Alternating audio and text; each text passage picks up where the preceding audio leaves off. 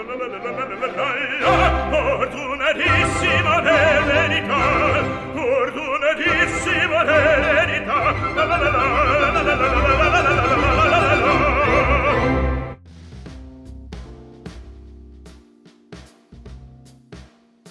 Bueno, hola y bienvenidos a Gourmet Hunters TV, el show del vino.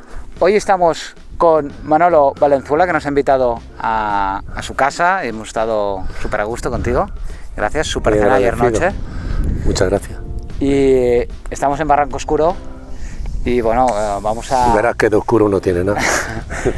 Vamos a que Manolo nos cuente un poco los secretos que hay detrás de su proyecto, en el cual detrás de cámaras está su hijo Lorenzo. Bueno, oye, yo tengo entendido que tú eres la esencia del movimiento natural en España. Eres tú de los precursores, ¿no? De los que arranca, inicia. Más que pensar en esto que sí en Francia es un movimiento, más o menos se va organizando, era una cosa mía personal, al campo hiciera lo que hiciese, fuese vino u otra cosa, mi empeño sería hacer algo para mi salud, ¿entiendes? O sea, en principio es producir un vino que me alimente y que no me haga pupa. Quiero decir que ya de sí hay una idea de pensar, de filosofía, que no es porque aparezca la palabra vino natural.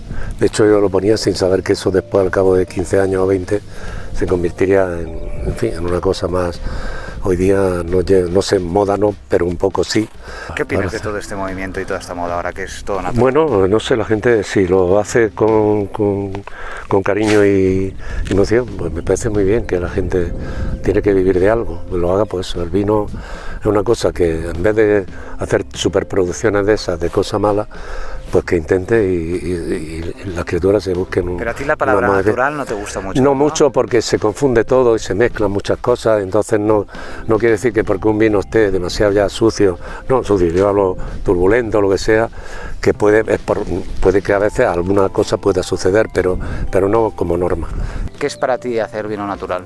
Bueno, vino natural es sencillamente seguir lo que han hecho antes, hace un puñado de años, no hace tanto. Ellos hacían eso, mal hecho porque lo que no barajaban era, digamos, el cultivo en cuanto al momento de maduración, en fin, la limpieza de la planta. Sí lo hacían también, porque ellos tienen palabras, los digamos autóctonos, como sarnillar, que eso que diríamos poda en verde, es decir, quitar tallos que no tienen.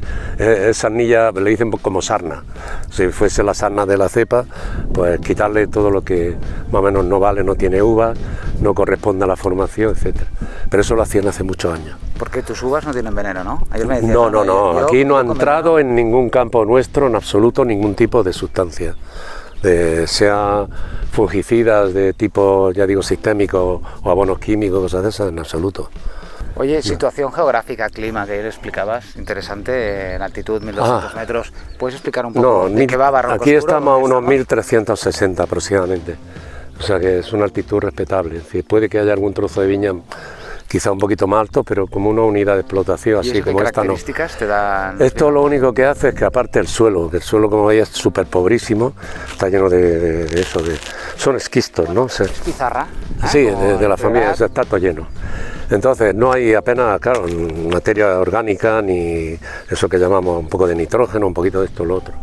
Es decir, que aquí lo que sale es puro mineral. ¿Y a nivel de clima? O sea, ¿qué te diferencia a ti esto entonces, con 800 metros? Esta altitud lo que le permite al tener ese ala, digamos, esa gran montaña ahí detrás, cerca de 3.500 metros y el mar, que es que equidistan prácticamente.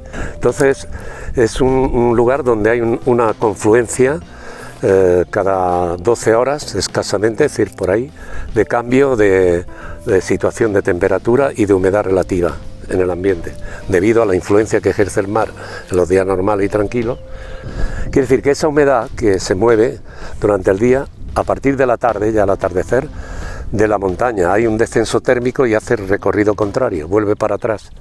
Entonces en altura aquí es donde yo digo que se produce una condensación de humedad, de esa humedad que hay en el ambiente, relativa, que tú no la ves, no la percibes, pero que sí las plantas en su masa foliar, sí, porque notas que cuando en un lugar como ahí más abajo, a 6 kilómetros 7 ver las viñas que tienen las hojas marchitándose, triste, o sea, eso que pasa cuando hace mucho calor en verano, aquí no pasa eso. Por la ¿Entendés? mañana, ¿qué máximas temperaturas en verano? Pueden aquí oscilar cambios de alrededor de 15 grados de diferencia. Fácilmente, la mayoría de los días son desde la mañana a la noche de entre 13, 14 y 15 grados, algunas veces más o un poco menos también, pero siempre hay un margen elevado. Y en esta situación, clima, que es fantástico, Sí. porque, hostia, aquí viene brisa. Sí, tenemos no todo ventajoso, es lo que estamos hablando. No estamos comentando antes de empezar a grabar algo aquí, de que en esta montaña que hay cerca de 6 hectáreas de plantas, que son unas 15, 16.000, quizá algo más ahora con las nuevas, por ahí anda, cogemos unos 11.000 kilos máximo de uva, estamos alrededor de cerca de 600 gramos, un poco menos por planta.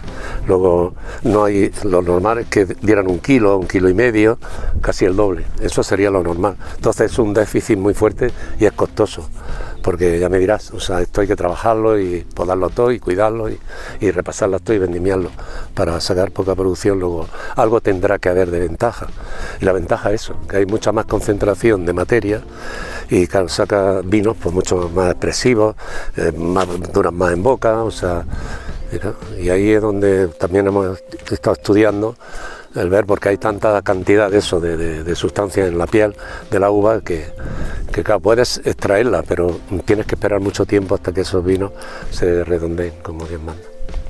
Tema de elaboración, tú que no trabajas con veneno ni con sulfuroso, ¿trabajas con sulfuroso o no? No, yo sé lo que es eso, pero no. Bueno, y entonces todo esto que aprendemos en la escuela de enología, Eso cuando sale el humo por del la chimenea. sulfuroso para preservar el vino y tal, ¿qué nos puedes contar? ¿Alguien que está haciendo vino y te está mirando ahora? No, vamos a ver. ¿Qué le dirías? No, que hay que ser, ya digo, arriesgarse y atrevido. Si tú haces las cosas bien, estás en un sitio donde sacas sanitariamente la uva sana, perfecta y tal, yo no entiendo por qué tienes que considerarla como un enfermo, porque si la atizas sulfuroso es que resulta que eso está enfermo. Pero si está sano, sigue las pautas. Entonces, haz todas las cosas con mimo, con cuidado y eso, y vigilancia y rapidez. Es poner de ti todas las armas necesarias para que eso funcione. Cuenta cómo llegas aquí, explícanos un poco. Porque tú Pues eres bueno, de aquí. yo había ya explorado un poco la idea que teníamos alguna gente que nos conocíamos, era buscar así bucólicamente campo y hacernos algo, no una comuna, se estiraba aquello en esa época, pero bueno, buscar un espacio donde pudiéramos tener una explotación y vivir de ella y tal. Y bueno, esto habíamos venido dos veces un poco en vacaciones y yo ya había observado que era todavía de lo que hay de paisaje en este país, quizás lo menos tocado, lo que menos, rabiosamente, donde había humanos que trabajaban la tierra y todo eso estaba todo trabajado, pero se veía casi como hace 200 años, ¿entiendes? Y luego el problema era la pasta, es decir, la cuestión económica. Es decir, con lo que podíamos disponer este colega y yo, allí en Tarragona, lo comprobé, podía comprar 1 hectárea de tierra sin casa. Y aquí compramos un cortijo de 14 hectáreas, que fue al tercer año de estar aquí, cuando ya me planteé, porque no, esta viña que yo puse es por hacer vino como aquí, un poco de vino para la casa y ya está. Pero claro, cuando dije, pienso que se puede meter uno en esa tarea de sacar los recursos económicos que necesitamos de vender unas botellas de vino, que es cuando puse la garnacha y luego ahí puse un poco de Sauvignon blanco, Cabernet Sauvignon, etcétera, y bueno, fui ampliando un poco hasta ya el año 96, que fue la plantación de aquello, ¿no? Que ahí, bueno, no me equivoqué, porque si no lo hubiera hecho, me hubiera apañado con esto, tampoco Loren ya hubiera habido esa necesidad que se incorporase, porque hubiera estado haciendo ahí esas 10 o 12 o 15.000 botellas, que para esa cantidad pues se podían más o menos manejar. ¿Cómo ves la continuación de tu proyecto con tu hijo?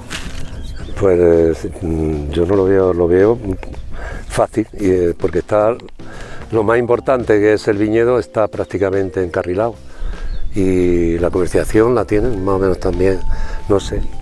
El que tendrá que prestar más atención cuando no esté. Cámara, pero para los que están viendo, ¿le quieres dar un consejo a tu hijo? Yo no, pocos, porque normalmente me da lecciones a mí, porque tiene que echar mano a su enciclopedia y cuando digo alguna palabra disonante o que no tiene mucho ese, me corrige. O sea que no hace falta decirle lo esencial de esto, ¿no? en absoluto. Bueno, oye, nada, cerramos el vídeo. Bien. Manolo, muchas gracias. Bien, bueno, ¿Me das pero... un abrazo? Pero, sí, sí. pero naturalmente, ¿eh? Eso, exactamente, con toda la naturalidad del mundo. Qué grande.